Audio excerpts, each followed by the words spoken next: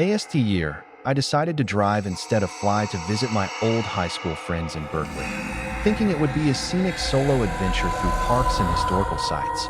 But on the third night, after hours of lonely driving on desolate highways, I pulled into a small, nearly abandoned rest stop for coffee and a bathroom break, only to be stalked by a silent car that parked directly beside mine despite an empty lot. And when I came back out, a tall man in a leather jacket emerged, stared at me with dead eyes, pulled a gun, and marched me into the forest at gunpoint, demanding my wallet and phone before forcing me to kneel in the dark, whispering threats while I sobbed and begged for my life, until he fired 3 deafening shots into the night that I was certain had ended me.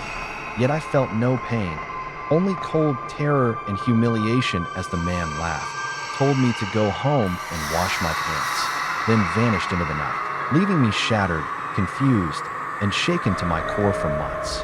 Afterward, while across the country, years earlier, on a rain-drenched highway at 4 a.m., a seasoned truck driver named Dan was also battling unease and low visibility when an oncoming car, seemingly out of nowhere, forced him to swerve and crash violently, leaving him broken and paralyzed on the side of the road until a stranger and his son rescued him. And as he recovered in the hospital, he began seeing a shadowy figure at night, cold and voiceless at first, then whispering from the darkness that he, too, had been a trucker killed in a head-on collision on that same stretch of highway decades ago, doomed to repeat the moment by appearing before other drivers to relive his final night. And though Dan survived, he would forever carry the knowledge that he'd encountered something beyond death, something that did not want to kill him, but needed him to know it still lingered on that lonely road, just as I would forever avoid rest stops, haunted by the laughter of a man who may have simply been a lunatic or something much, much worse. Since that night, I never took that stretch of highway again, not even during daylight. But something followed me home, something from that forest, or that hospital bed, or maybe both. It started subtly. Lights in my apartment would flicker for no reason, and my phone alarm would go off at exactly 3:17 a.m. every morning, no matter how many times I deleted it.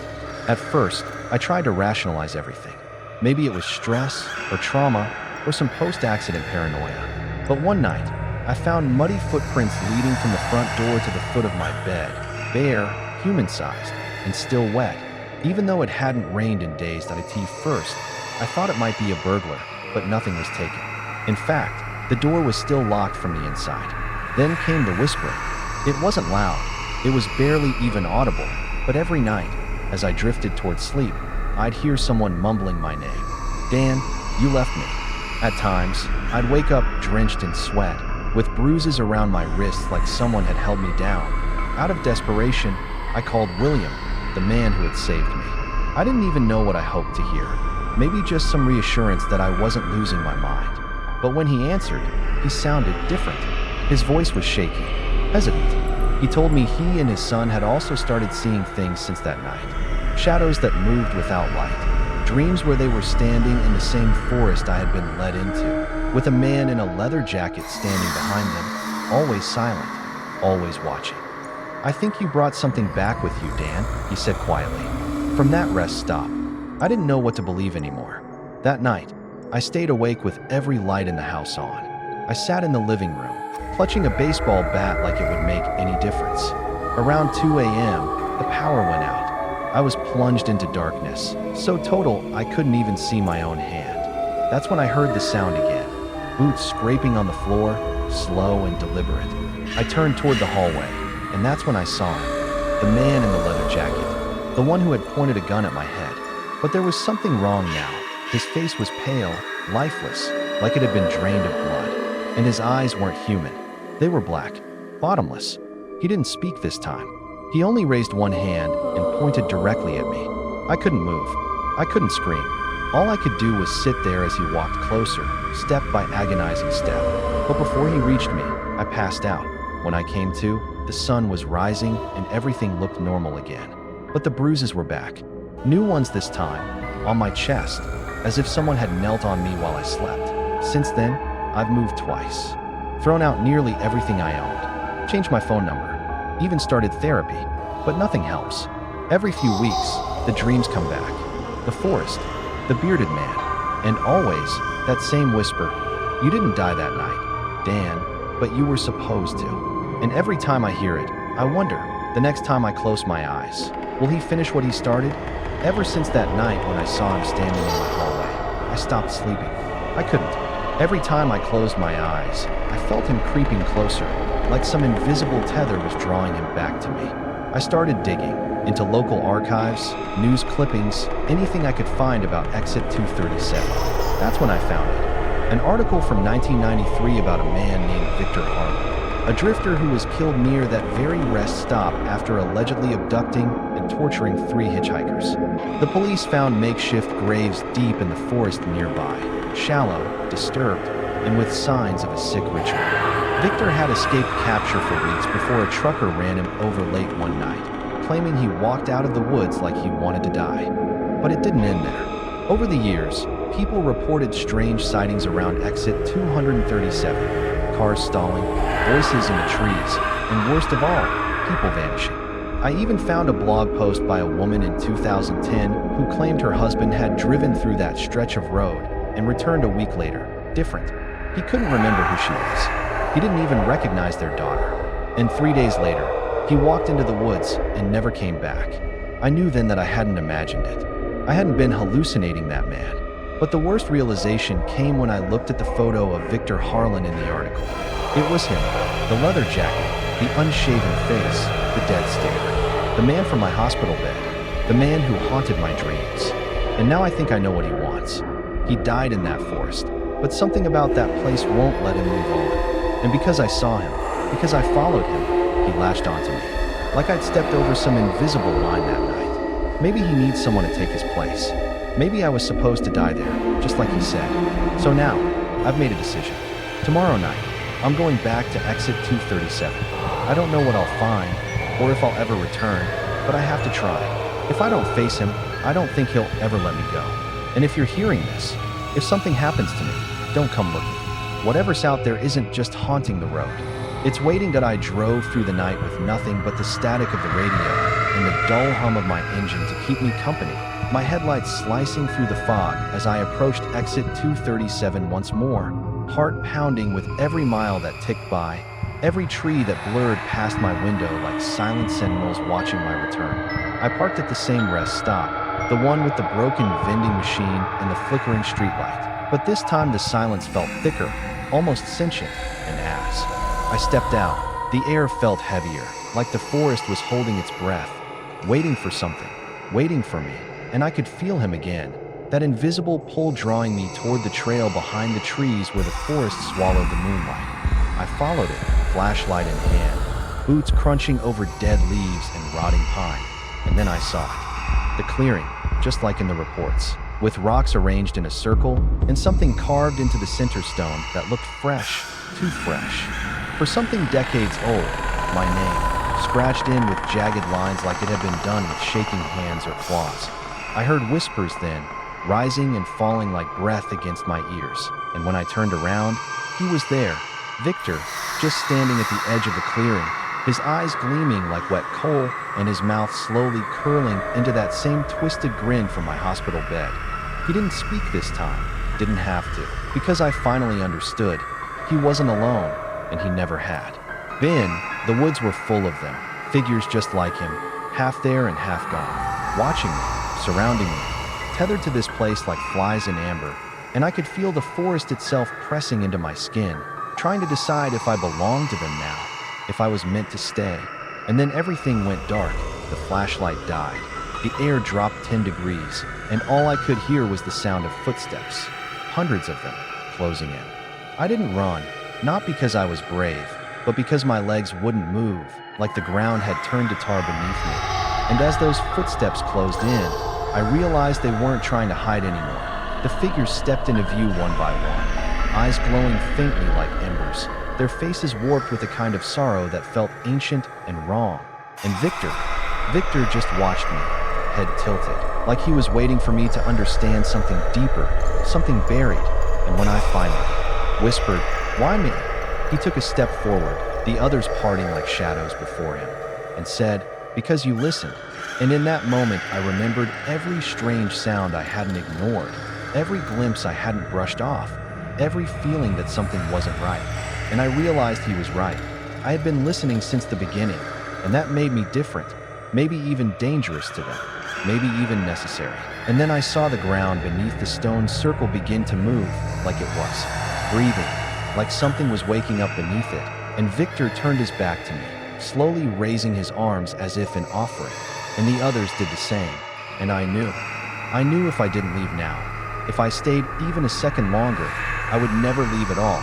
So I turned and ran, stumbling through trees that seemed to reach for me, whispering my name, my real name, the one I hadn't heard in years, the one only my mother used when she was afraid. And when I burst back into the parking lot, drenched in sweat and cold, the sun was rising, the streetlight was off, and my car door was wide open.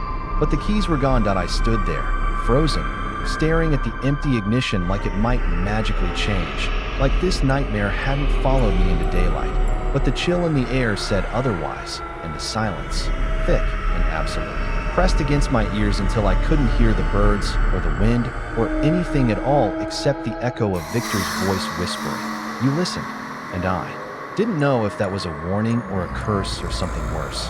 But my body moved on instinct, slamming the door shut and backing away like distance could protect me, like whatever I'd seen could be outrun.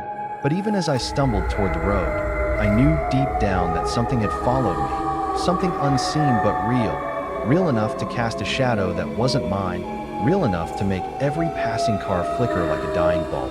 And when I flagged down a truck and begged the driver for a ride, he just stared at me, wide-eyed, pale, and muttered, "You're one of them now, aren't you?"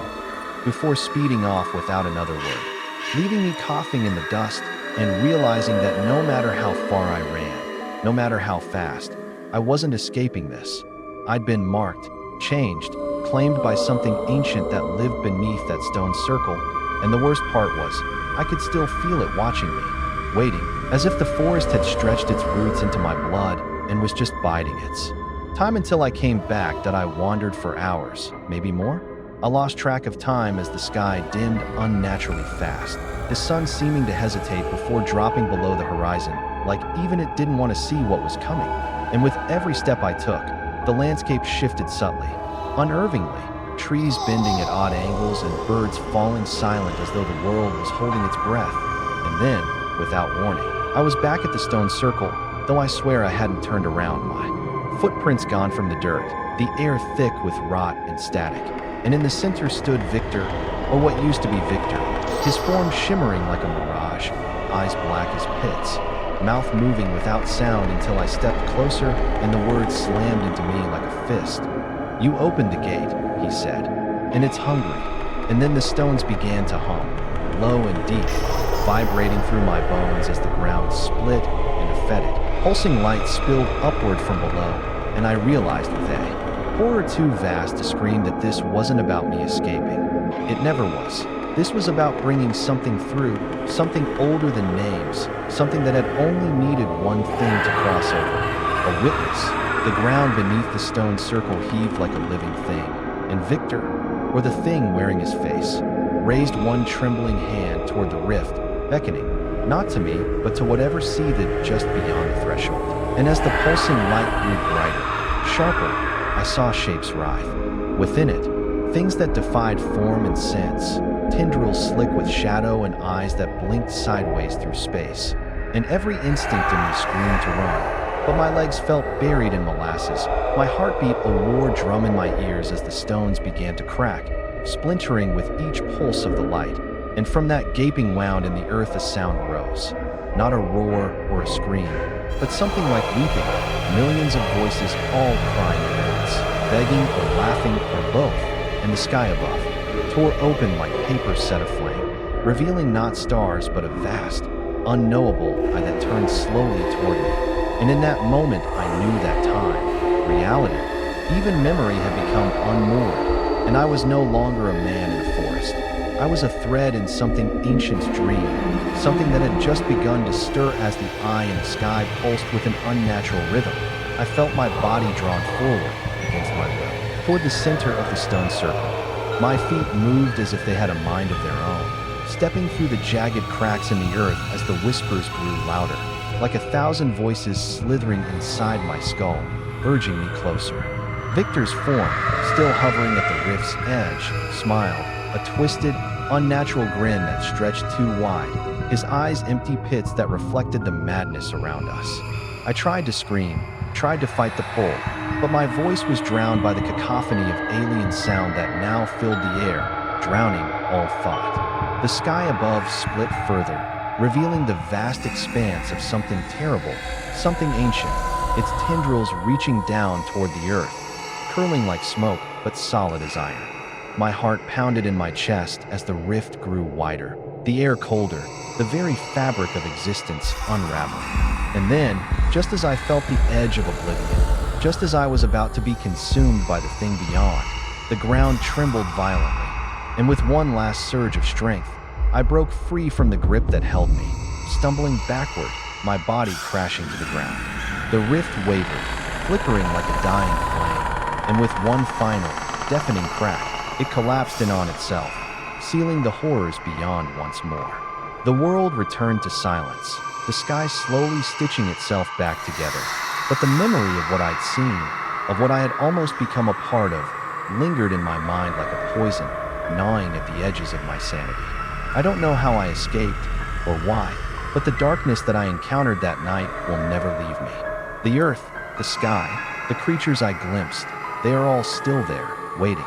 And now, when I close my eyes, I hear the whispers again, calling, beckoning, as though they are not finished with me yet.